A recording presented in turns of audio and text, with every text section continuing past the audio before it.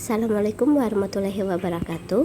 Halo teman-teman, hari ini aku mau share bagaimana cara aku bikin jagung pipil yang manis, awet, meskipun disimpan di kulkas selama berbulan-bulan. Oke, tanpa perlu berlama-lama, langsung saja kita ke cara pembuatannya.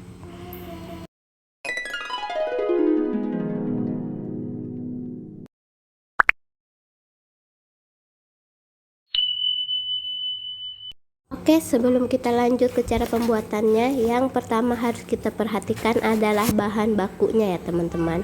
Di sini kita menggunakan bahan baku jagung yang masih benar-benar seger.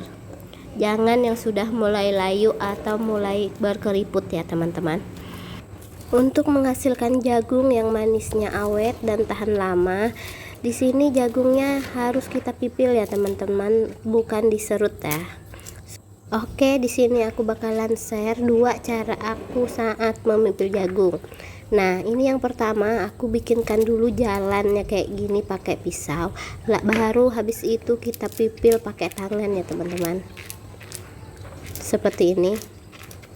Ini jagungnya tidak pecah ya teman-teman. Jadi air itu tidak masuk ke dalam jagung, atau manisnya saat kita rebus itu tidak pindah ke air ya teman-teman. Seperti ini ya teman-teman, tidak ada daging jagung yang tersisa. Dan ini aku bakalan share cara yang kedua ya teman-teman. Yang pertama-tama ini jagung kita bagi dua, terus kita tusuk pakai benda tumpul.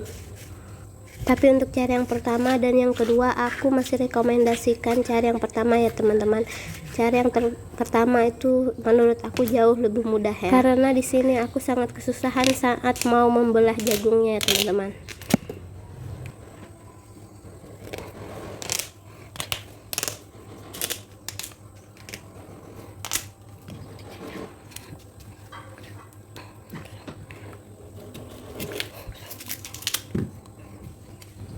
Kalau saat dipipil seperti ini sih, ini lebih gampang ya teman-teman daripada yang memanjang tadi. Mungkin karena ukurannya lebih pendek dan tadi sempat kita renggangkan ya jarak-jarak jagungnya itu, mungkin makanya lebih gampang. Tapi menurut aku sih masih lebih gampang cara aku yang pertama. Terserah teman-teman aja mau ngikutin cara yang pertama atau yang kedua, terserah teman-teman yang mana gampangnya aja ya. Oke, dan ini sudah selesai ya teman-teman, aku pipil.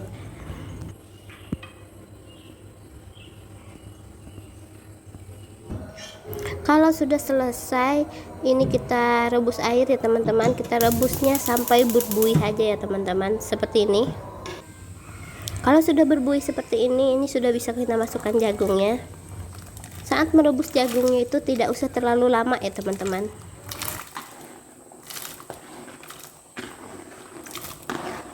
Seperti yang teman-teman lihat ya, ini airnya bersih ya teman-teman, bening.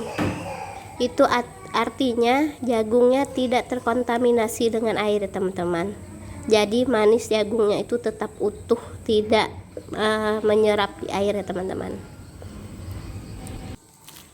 Dan ini sudah matang ya teman-teman. Kalau sudah seperti ini itu pertandanya sudah matang ya, sudah cantik. Kalau sudah seperti ini, langsung aja kita tiriskan dan kita masukkan ke dalam air dingin. Ini aku menggunakan air yang dari kulkas ya teman-teman. Kalau kalian punya es batu, bisa juga kalian tambahkan es batu. Tapi karena di sini aku nggak punya es batu, jadi aku pakai air yang dari kulkas saja sudah cukup ya. Kalau jagungnya ini sudah dingin atau sudah suhu ruangan, ini sudah bisa langsung kita tiriskan. Dan usahakan sebelum kita packing atau sebelum kita masukkan ke wadah, jagungnya itu sudah benar-benar kering ya, seperti ini.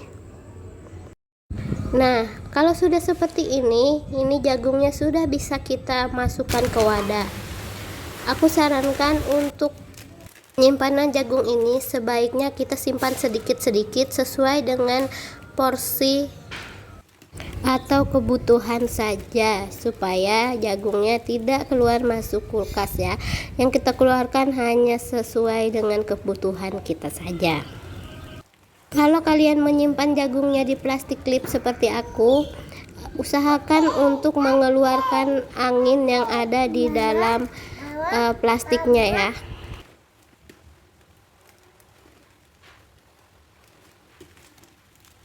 Bisa kalian lakukan seperti yang aku lakukan sekarang ya.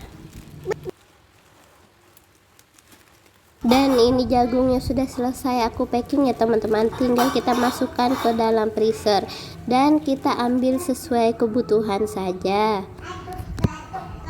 Oke teman-teman, segitu aja video aku kali ini, semoga bermanfaat. Terima kasih sudah menonton. Wassalamualaikum warahmatullahi wabarakatuh. Bye bye. I will take a little trip over yonder, so I can take a look.